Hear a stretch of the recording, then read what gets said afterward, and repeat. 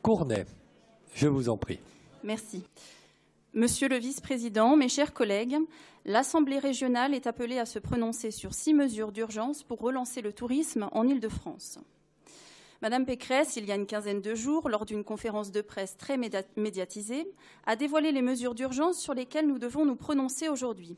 Quel manque de respect pour les conseillers régionaux et à travers eux pour les franciliens, qui auraient sans doute apprécié que les orientations de la région fassent l'objet d'une concertation préalable.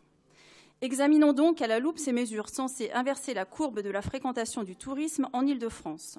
À leur lecture, on se rend compte qu'il ne s'agit que de mesures cosmétiques.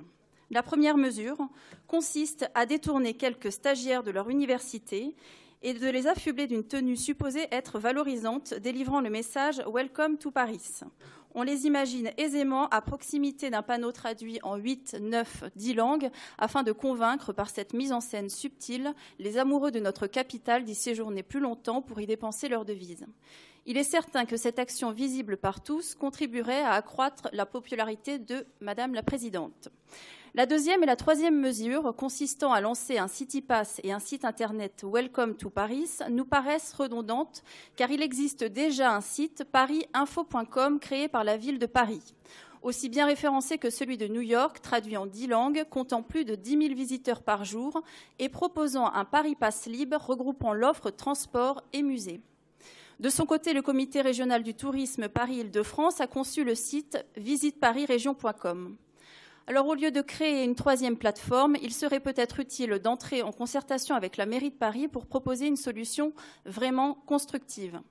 Le déploiement de commissariats mobiles sur les principaux sites touristiques peut sembler une bonne initiative à première vue, mais outre le fait qu'il semble difficilement réalisable et surtout très coûteux, il risque de déplacer le problème aux alentours des hôtels ou dans les transports en commun, d'où les fonctionnaires de police seront absents.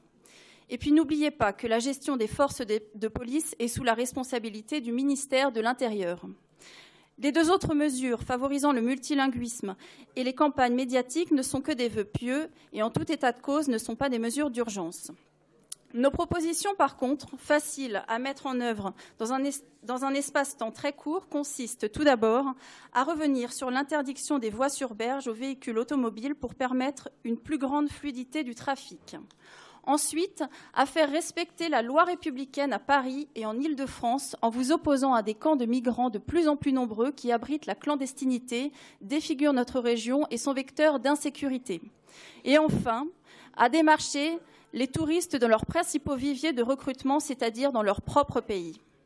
Pour finir, nous ne sommes pas favorables au financement des séries étrangères tournées en Île-de-France, idée que Madame la Présidente a également répandue dans la presse. Il faut au contraire montrer de l'intérêt pour nos séries françaises et franciliennes et les aider à s'exporter.